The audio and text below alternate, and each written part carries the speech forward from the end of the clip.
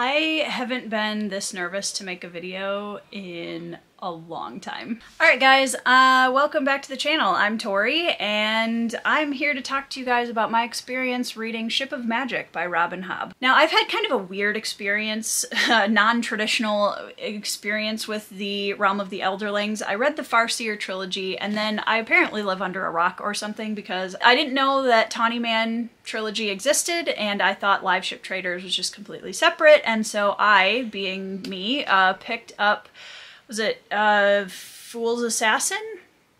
Which is the first book in the Fitz and the Fool trilogy, I think, unless I got that wrong. And what a time jump that was, but I just kind of went with it and ended up reading the entire book. So I've read the first 3 books and also have read the first one of the final trilogy. I finally decided to pick up Live Ship Traders because I wanted to continue my path with Realm of the Elderlings, and I do really love Robin Hobb's writing. I think she's incredibly poetic and character focused, and I love that. And her world building is really, really stunning. So I picked up Ship of Magic. I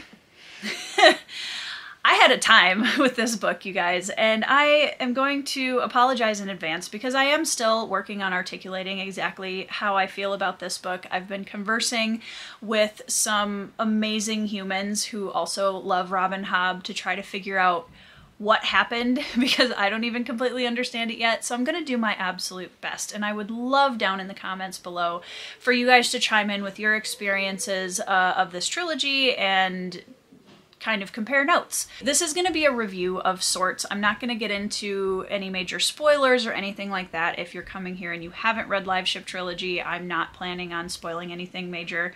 But it's part review and part just kind of reflection for me as a reader in this video. So buckle up, I hope you enjoy, and let's talk about Ship of Magic. So I came into this trilogy really, really excited because a lot of people had told me that if I liked Farseer, they thought that I was absolutely going to love Live Ships because it was going to check a lot of boxes for me. And on the surface level, it did.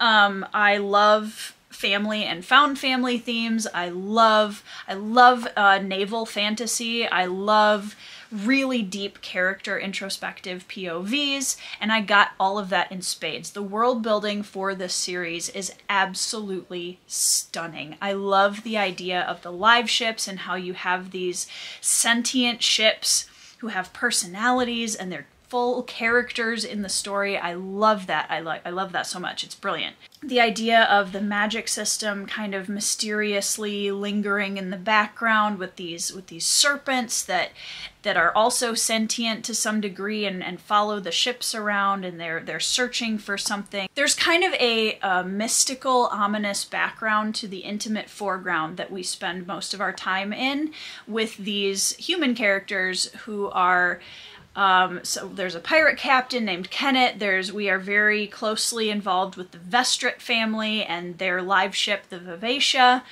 And also my favorite character from the story was Paragon, who is a old beached live ship who has been through some trauma, and we haven't really explored a lot of what that trauma is specifically in this book, but I was given enough to know that we're going to be finding out a lot of really hard things about him later on.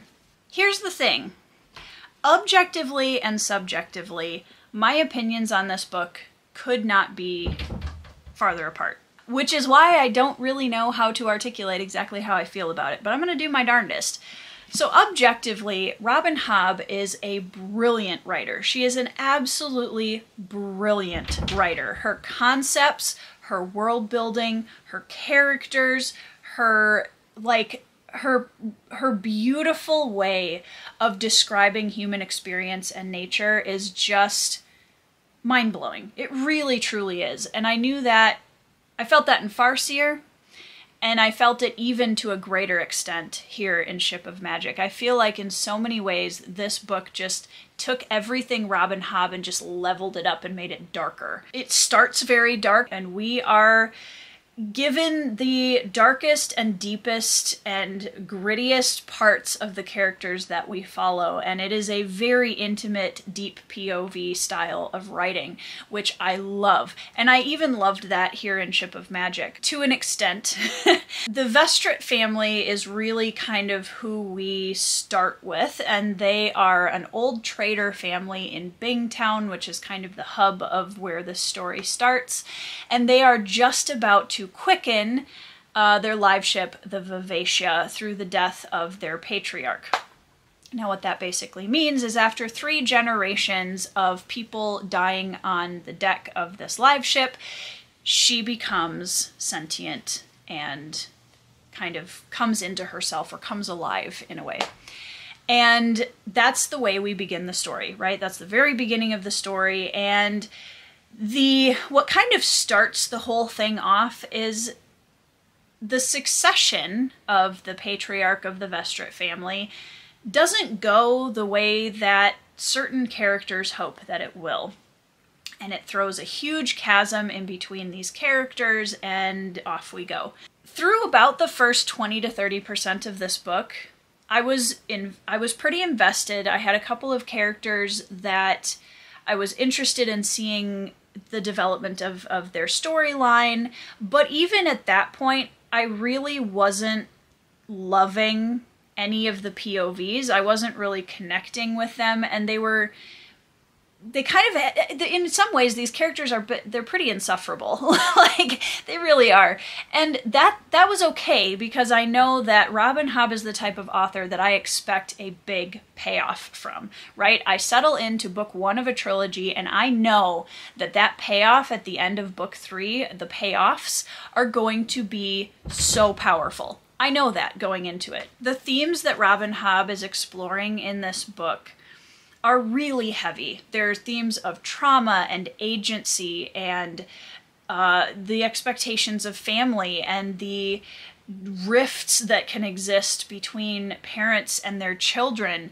And there's so much in this book. It is very heavy. There are so many really heavy themes in this book, which, as you guys know, if you've been watching my channel for any length of time, I love a good heavy theme. I love to be able to explore those really hard human experiences through the lens of fantasy. It's one of the beautiful parts about our genre, is that psychic barrier where we're allowed to go into a different world to work through some of the hardest things that humans can experience. There's, I think, also, though, a fine line when you're working with these kind of themes that I do feel like, for me personally, was crossed in this book. And what I mean by that is every page, almost, is the next terrible, awful thing. And you can see it coming, and you know, no matter what the character does, no matter what the character says, tries, fights back, whatever it is, reading this evokes kind of a desperate futility, I guess. And it's very hard, for me at least, as a reader, to pull myself continually through to the end of the book because of that. The next terrible, awful thing would happen, and then the next terrible, awful thing would happen, and then the next terrible, awful thing would happen, and this just continued in this, like, unrelenting cycle through the entire 800 pages of the book. And the problem for me with that is there wasn't really a break. There wasn't really a moment where I was like, whew, okay, something diverted my emotional stress briefly so that I can come back in and reinvest and re-immerse and, okay, let's keep going. Moments of normalcy were very few and far between in this book. And what that kind of did for me as a reader is what I would call emotional burnout. I get very emotionally invested in the characters of books that I read. If I get immersed in and I'm like, yep, I love this character, or I relate to this character, or I'm intrigued by this character, I get very emotionally invested very quickly. And I came into this book with the intention of that emotional investment.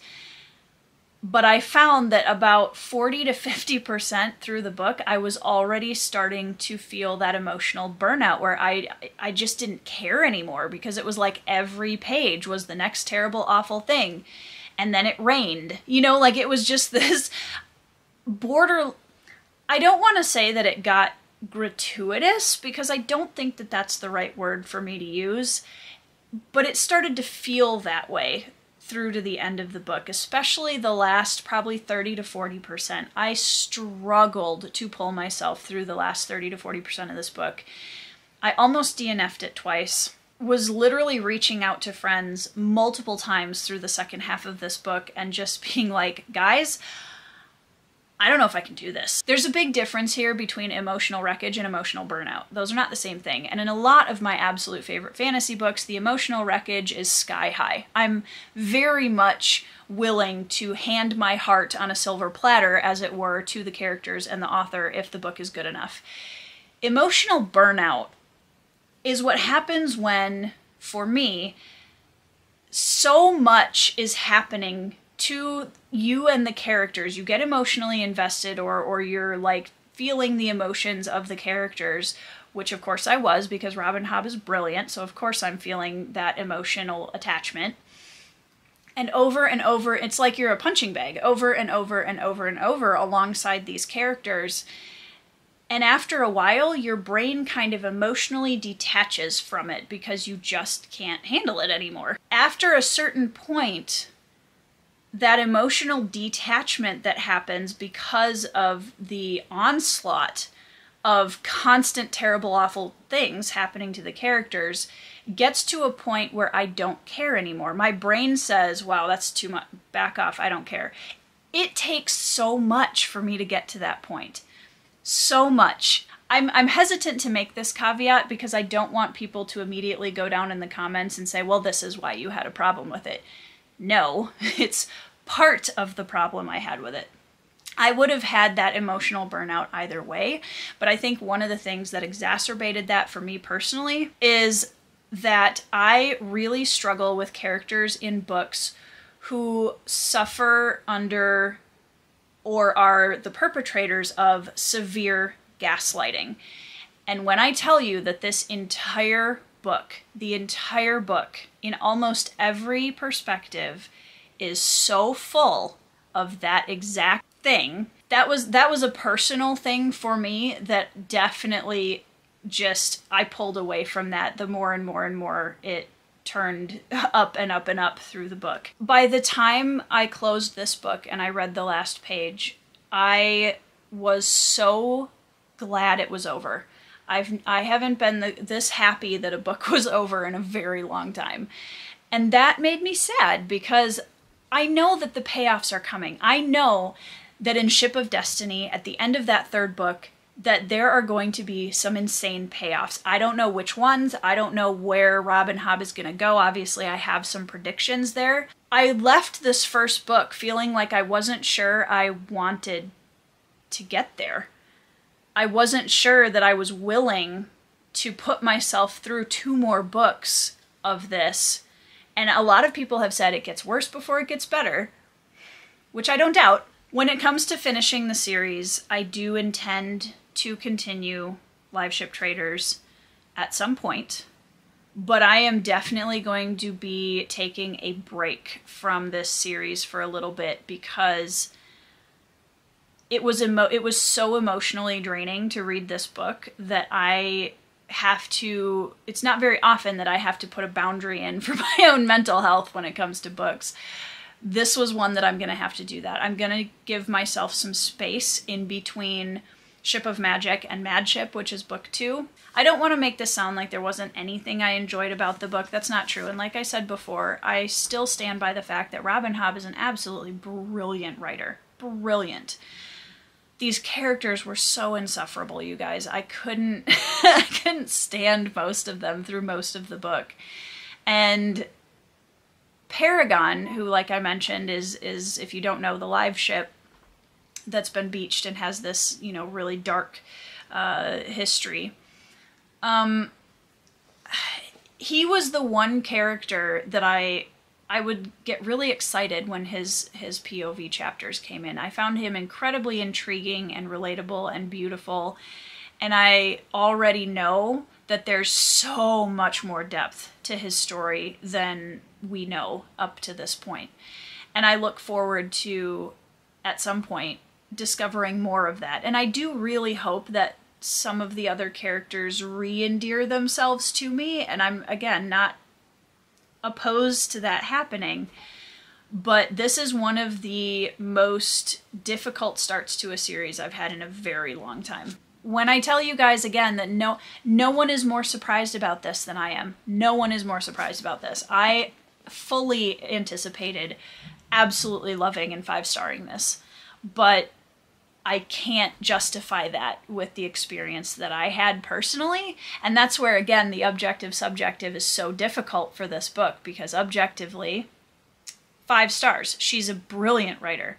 Subjectively, I barely made it through this book. I struggled so much to get through this book. I do want to say I recognize that Realm of the Elderlings and Robin Hobb specifically are very beloved by our fantasy community, and rightfully so. I really debated even whether or not I wanted to put this video up, but I did want to share my thoughts about it because I know that I'm probably not the only person who's had a hard time with this book, and I do enjoy having discussions and conversations about very beloved series in our community as a community with different opinions and different experiences, because everybody who reads a book is going to have a different experience. I hope that you guys enjoyed this video. Huge thank you to all of my bookish friends who have been holding my hand through the experience of this book. I really appreciate you. You know who you are. And I do look forward to more of this world and discovering more about the payoffs that Robin Hobb is setting up for, because I'm sure they're going to be doozies. But I'm definitely going to be taking a break from this series for a bit because oofta. That's my very general thoughts about Ship of Magic. I would have loved to give you guys a very structured, analyzed review of this book, but honestly, my emotional response to it was so strong that I needed to just kind of get it off my chest.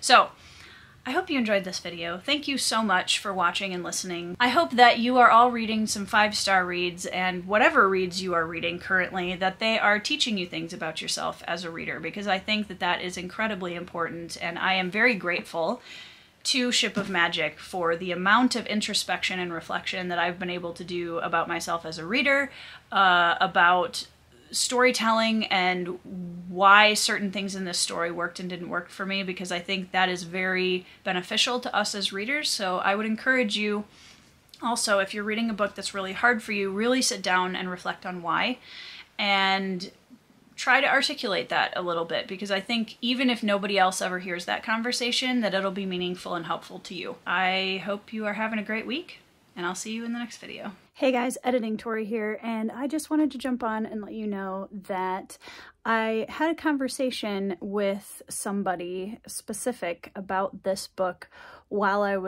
after I finished it, and decided to do a follow-up video with her, because who better to discuss all of my feelings about Ship of Magic and Robin Hobb with than DERRI herself. So DERRI and I will be doing a video together. Not sure if it's going to be live streamed or recorded yet, but keep an eye out for that. It's probably going to be at the end of this week or early next week. So keep an eye out for that, because we are going to dig into this a little bit more. We're going to dig into the themes, and we're going to dig into why is this book so freaking hard to read. So keep an eye out for that. And I hope you have a fabulous week.